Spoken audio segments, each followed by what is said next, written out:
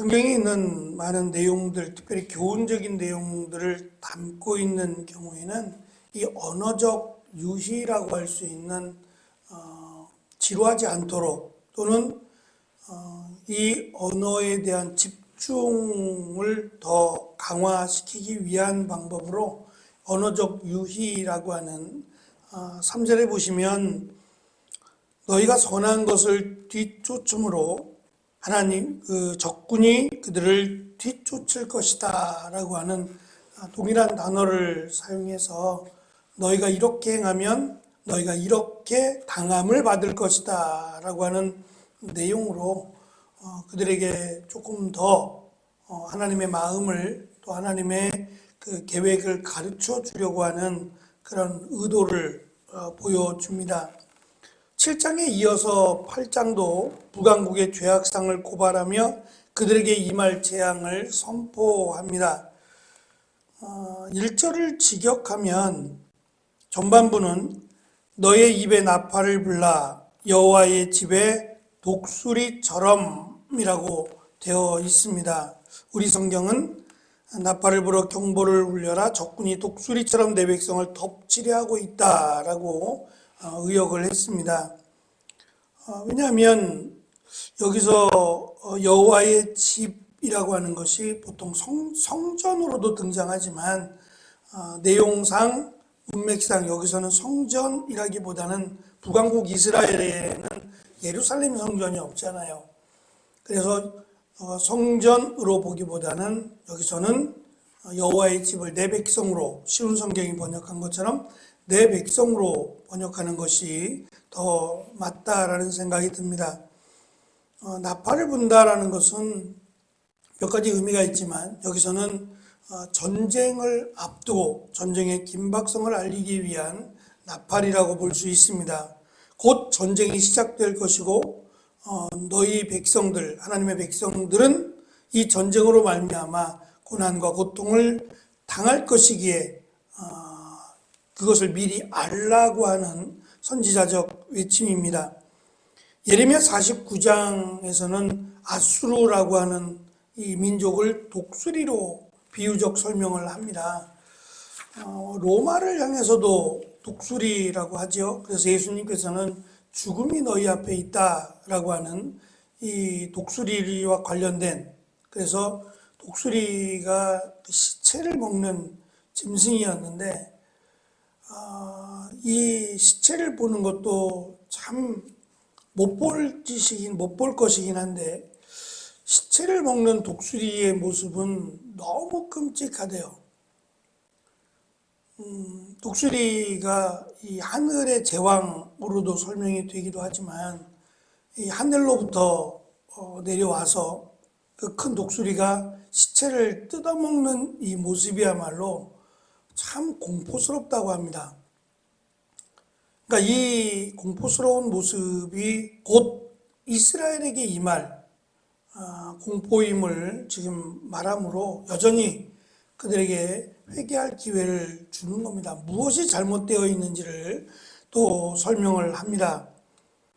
이 백성들이 하나님의 언약을 깨뜨리고 하나님의 율법을 거역했기 때문이라고 6장 7절에서 밝혔는데 우리가 읽은 2절의 말씀을 보면 왜 하나님께서 이토록 진노하시고 이 독수리라고 하는 그건 말하지 않아도 당연히 이제 이루어질 내용이긴 한데 굳이 드러내서 독수리가 너희의 시체를 먹을 것이다 라고 하는 이 끔찍한 이미지를 떠올리게 하는 이유가 앞에서 이스라엘 백성들이 거짓으로 침상에서 울며 마치 하나님을 찾는 듯 보이지만 그건 외식적인 행위고 오히려 거기서 자신들의 신들을 찾고 풍요로움과 새 포도주를 갈구하고 있다라는 내용을 말씀을 드렸어요.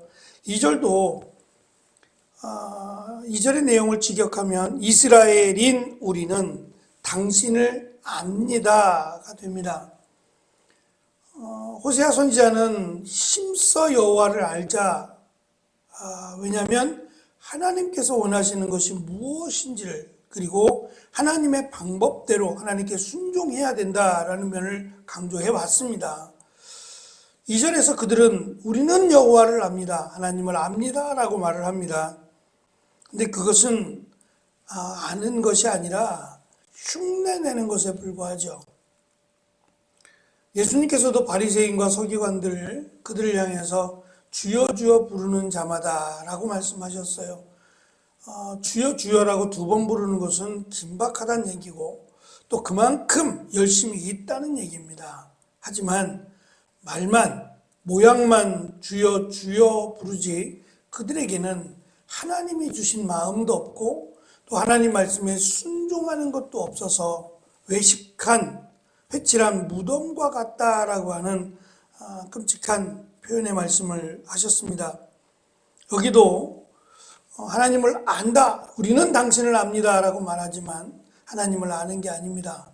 하나님을 안다면 하나님이 좋아하시는 것, 하나님이 싫어하시는 것을 구별해야 할 뿐만 아니라 그 하나님께서 말씀하신 내용에 순종해야 된다라는 것이 기본입니다.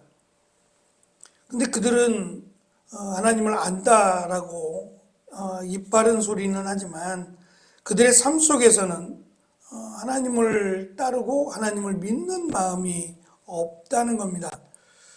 하나님을 알고 하나님이 우리를 어떻게 구원하셨는지를 알고 믿는다면 우리의 삶은 분명히 바뀝니다.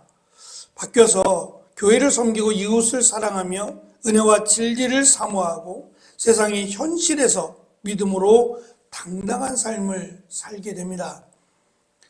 특별히 오늘 말씀에서 이스라엘은 3절에 선한 것을 쫓아버렸다라고 말씀하는데 이 선으로 번역된 이 단어가 가장 가치 있는 것을 의미하는 겁니다. 이스라엘 백성들에게 가장 가치 있는 것은 지금 우리가 살펴본 그들의 심판과 연관된 풍요로움과 권력입니다. 그것을 쫓다 보니 가장 가치 있게 여겨야 될 하나님을 버린 겁니다. 이 2가지를 같이 섬길 수 없다라고 하나님은 말씀하셨어요. 세상과 하나님을 같이 섬길 수 없다. 같이 최상의 선으로 여길 수 없다는 말씀이죠. 결국 하나님을 버리고 세상의 권력과 세상의 풍요로움을 따랐더니 하나님이 너희들을 버렸다라고 하는 것입니다. 지금은 이제 만년필을 잘 사용하지 않습니다만 과거에는 이제 글을 쓰시는 분들은 이 만년필을 많이 애용하셨어요. 그래서 주변에서도 만년필에 대한 종류도 다양하고 또 자기의 손에 익숙한 그런 만년필에 대한 그 소재 이야기들이 참 많았어요. 그래서 이 서걱서걱 하는 소리가 나는 종이에 이 서걱서걱하게 움직이는 굉장히 고전적이죠. 불편하잖아요. 떨어지면 잉크를 채워 넣어야 되고 또 잉크가 마르면 이 펜촉을 뜨거운 물에다가 펜촉을 이렇게 녹여줘야 됩니다. 그래야 찌꺼기들이 남지 않는 불편함이 있어요. 요즘처럼 볼펜으로 쓰면 얼마나 편합니까? 그런데 이 편함을 버리고 불편함을 찾는 이유가 분명히 있을 거예요. 그래서 지금도 이제 만년필을 고수하시는 분들이 주변에 몇 분이 계세요. 그래서 이 만년필을 선물 받으면 그렇게 좋다고. 싼 거는 몇천 원대에서부터 비싼 거는 몇십만 원을 호가할 정도로 다양한 만년필 속에서 그 만년필에 이렇게 한번 심취하면 그 만년필에 대한 자기가 좋아하는 만년필에 대한 그 애착이 굉장히 강하더라고요. 그러니까 그거 하나 잃어버리면 혹시라도 내가 사용하다가 깜빡 잊고 어디서 잃어버리거나 하면 어쩔 줄 몰라 하는, 그러니까 가격을 떠나서 그 가치, 자기가 사용하는, 그러니까 삶의 일부분이죠. 삶의 한 부분을 마치 놓친 것과 같은 그런 모습을 볼 때마다 조금 당황스럽기는 했어요. 그러니까 그만큼 애착이 간다는 이야기겠죠. 글 쓰는 일들이 적지 않으니까 그런 부분이 있습니다. 근데 그분이 이제 새로운 만년필을 선물로 받았어요. 그럼 전에 쓰던 만년필도 내 손에 익었으니까 사실은 더 좋아야 하는데 이 내가 좋아하던 내가 바라던 그 만년필을 선물로 받으면 아무래도 사용하던 배는 조금 뒷전으로 가게 되죠.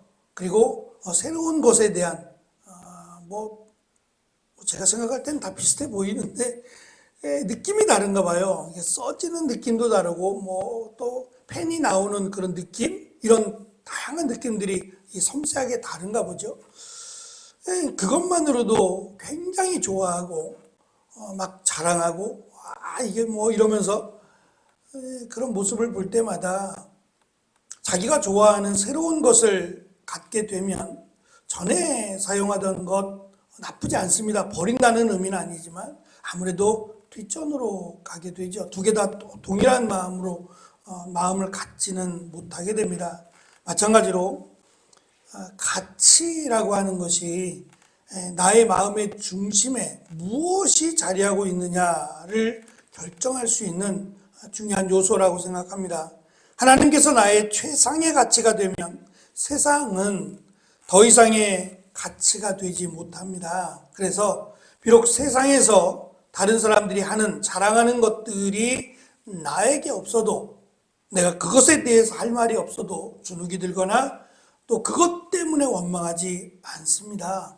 최상의 가치인 하나님이 계시니까 그보다 못하게 여기기 때문입니다. 반대가 되면 하나님보다 세상의 가치를 더 소중하게 여길 것이고 더 귀하게 내 마음에 자리하게 됩니다.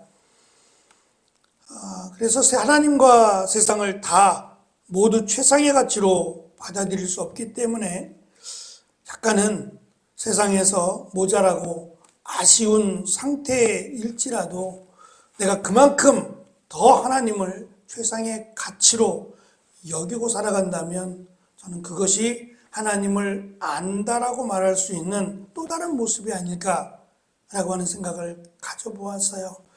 하나님을 알지 못하는 사람들은 이해할 수 없습니다. 믿는 자의 삶을, 믿음의 삶을 이해할 수 없어요. 그건 당연한 거죠. 하나님을 알지 못하니까. 우리는 하나님을 안다라고 말하는 사람들입니다. 그러면 우리에게는 공통점이 있어야 돼요. 적어도 하나님을 안다면 하나님을 최상의 가치로, 최고의 가치로 여기는 공통점을 가지고 살아야만 합니다. 세상에서의 자랑거리가 아니라 하나님을 자랑으로 삼는, 그리고 하나님을 기쁘시게 하며 순종하는, 이것이 우리에게는 최고의 가치, 최고의 소중한 가치로 여겨야 할 것입니다. 이렇게 하나님의 말씀, 또 하나님을 최고의 가치로 여기며 살아가는 귀한 한 주간이 되어지기를 축원합니다. 기도하겠습니다.